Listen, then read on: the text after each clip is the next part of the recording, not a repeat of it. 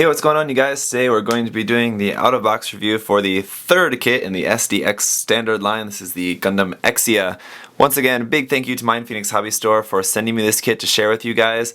And with that, let's get into the review. I gotta say, I still like the SDX standard line as much as I like SD in general, which I still prefer pretty much every other line to SD.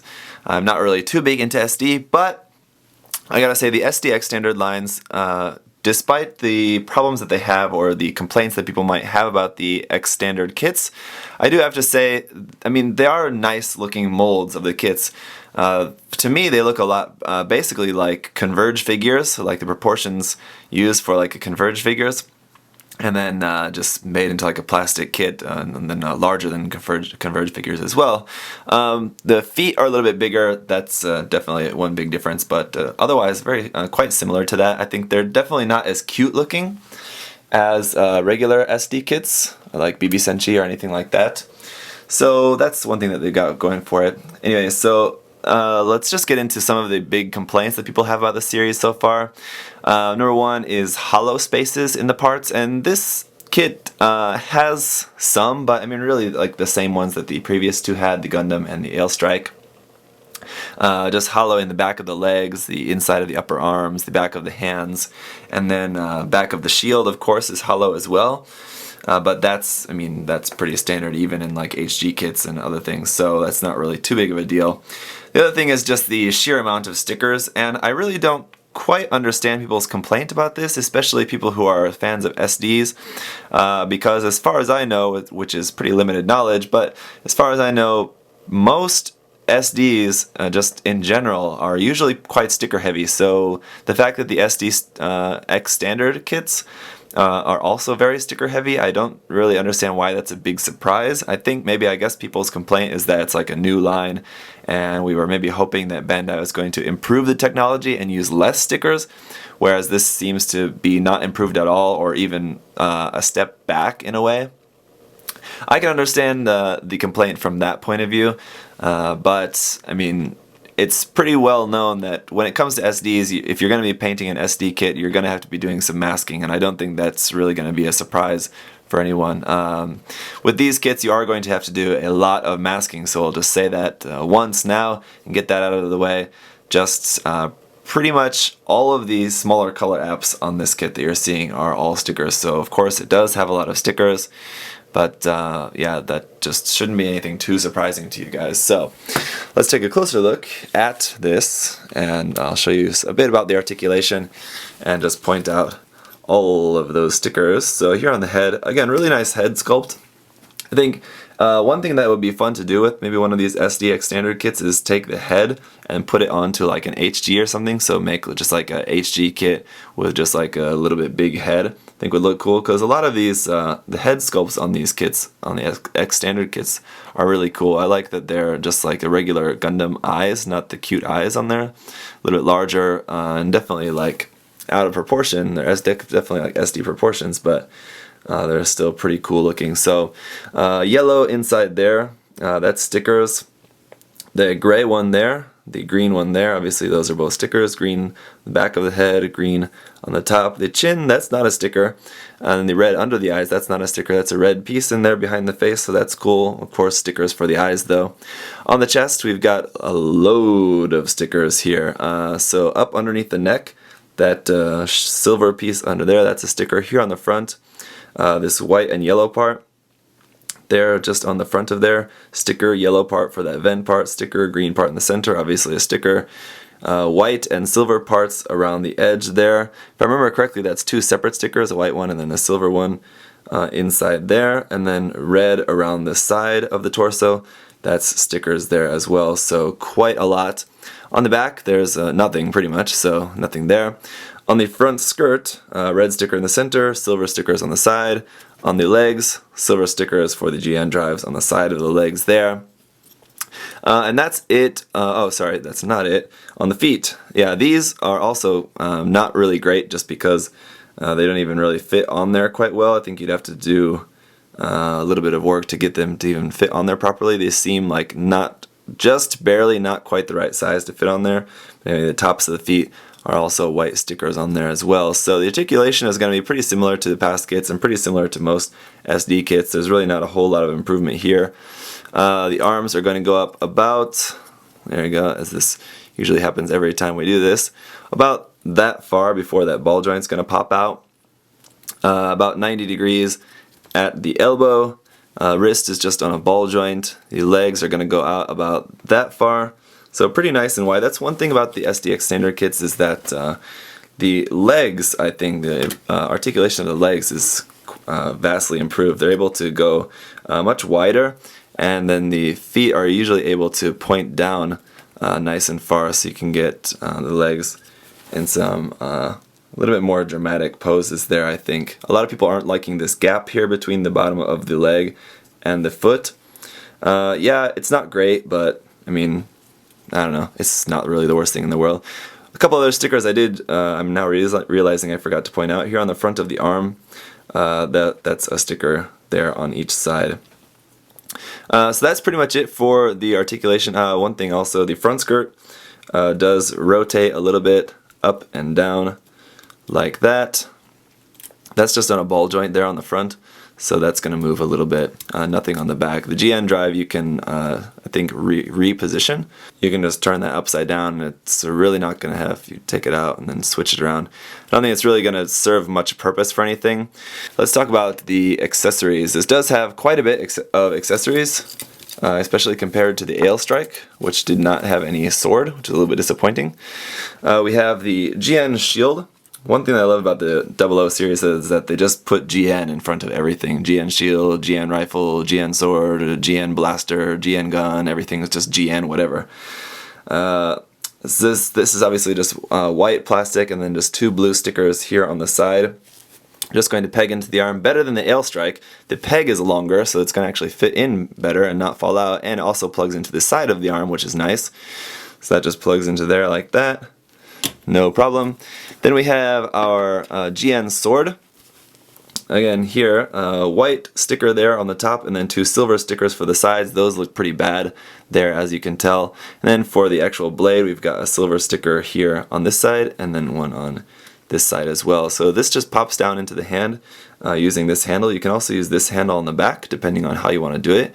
If you want to have it like as a sword like that way, or of course if you want to have it like with the rifle end pointing out. This shield is just plugged on a peg, so you could rotate that around in different ways if you wanted. Like I said, it's just going to drop down into the hand. Very simple. There we go, and then that's attached onto there. You can flip out the blade, and there you go. There's your GN sword. Now, you'd think that it's probably just going to stop there, but we do also have these two weapons as well. We do also have the GN short blade and GN long blade. So it's cool that Bandai included these two other weapons as well. I think it's because this kit doesn't really have anything in as far as like a backpack goes. So just to fill out a little bit more of the 600 yen price of this, they just threw these on there as well. They don't know stickers or anything for these, so that does make them feel like sort of like just extra things thrown in with how there's like stickers on pretty much everything. These don't have anything. So with the pegs, you can see they have a slightly different pegs here, and those are basically going to be used for when we're doing our crazy weapons. We'll get to that here in a moment. But these also can be attached here into these side skirts. So it should just be able to put the handles into these side skirts. I'm sorry, not at the handle, but actually just behind the handle. Just going to pop in like that. And it's quite secure there. And then the other side, I can put this one in as well. Just should pop in there like so. There we go. And yeah, like I said, those are very secure. The leg may not be, but those GN blades are pretty secure there in the side skirts. So then we have a very loaded up Exia here, and then of course the beam saber handles on the back of the shoulders and the back of the waist armor are there, but those aren't going to come out or do anything. Of course you can cut those out and make those into beam sabers if you wanted. But that's just going to be up to you. So that's that. Underneath we do have, same with the other kits, port underneath the crotch for a action base, or under the feet, or on the arms. You can connect the action base pretty much anywhere. You can connect anything on the kit. But before that, let's talk about the other weapons here, the other different things that you can do. So the first thing is we're going to have to take off the GN drive off the back, and then we're going to have to take off the GN sword as well as the GN blades and the GN shield. Basically, we're making just a super GN weapon here. What we're going to do first is take our GN sword here, and we're going to attach this. Here's where the pegs in the side of the the holes in the side of the GN drive, I guess, are coming into play here is for this weapon. So that's going to plug into the side of there like that. There's that. Then onto the top, the short GN blade on the top, or the short blade, GN short blade. On the bottom, the long one like that, and then under that, the GN shield. Here we go. It's our super GN weapon. Not awful. I mean, with the other kits, the weird weapons that we're making with these things are looking pretty bad because they're like using the backpack and like everything's like really weird, goofy. This is actually one of the better ones, I guess. It's really not too bad. This is just going to fit in the hand like so, and then look like that. So yeah, it's really not the worst thing. Just because it's like all these swords pointing out and they're all connected together, so I guess that kind of makes it look a little bit passable. It's definitely better, like I said, than the options that we had with the other kits. But I think we're still going to keep the weapons in there, just standard posing, I think. The other weapon that we can make is taking the GN shield here and putting the two blades connected onto the ends, and then making just basically a GN shield blade thing. This one also doesn't really look too bad. So I think compared to the RX-78-2 Gundam and the Ailstrike, this one has the best looking sort of weird hybrid weapon, Frankenstein weapons basically, as I've been calling them. This one, they're really not too bad. So you could do something like this. I actually like those sabers, those blades on the shield there, and it actually looks better than on the side skirt, so that's pretty cool. I gotta say, that's actually not too bad. So let's go ahead and try this up on an action base. So yeah, I gotta say, if you were just wanting to get one of these kits, of the three that we've looked at so far, the RX-78-2 Gundam and the Ailstrike and then now the Exia, I think this one is maybe the worst in terms of stickers, but in terms of Frankenstein weapons, this one is actually the best one. So I think, and just kind of weapons overall, the fact that it has a shield, its GN sword, and then the two GN blades, I think that definitely makes this maybe having the most accessories, which is cool. I think the RX-78-2, I mean, it has the shield, the beam rifle, and the beam saber. There's really nothing else that you could get with that unless they gave you like a Gundam hammer or something, and that's not really going to happen. So, I don't know, I think this is definitely a really nice kit, especially for what you're paying. It's like, what, 600 yen? So like $5 basically. You can't really expect too much. It's definitely got a good amount in there for what you're paying. Before we finish up the review, I do want to just show you guys a comparison between the three X-Standard kits that we've got so far. Which one do you guys think looks the best? Let me know in the comments down below. I think they all have their pluses and minuses. For me, the RX-78-2 I think has done it really, really well. The Ailstrike, not bad. It was pretty good as well. The Exia I think has really surprised me quite a bit. As much as I disliked it at first just because its sheer amount of stickers, I think the accessories do make it really quite nice. So I don't know, they all have a little bit of the pluses and minuses. One plus that they all share is that they all are very cheap. They're maintaining the 600 yen price tag for all of these so far, including the next few that we have coming out as well. As far as I know, we are not going to be seeing any price increase in the line as long as it's continuing. So yeah, that's the first three of these compare. We are going to be taking a look at the next one, the fourth one, the Wing Gundam Zero EW.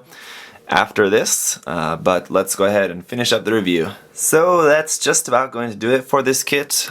Pretty simple, not really a whole lot else I can say about it. Going on any further, we'll probably just be drawing this out even more than I already have. So that's about it. If you guys have any other questions or comments about this specifically, feel free to ask in the comments down below. Otherwise, yeah, I think that's about all. So thank you guys so much for watching, and I'll see you guys next time. Bye bye.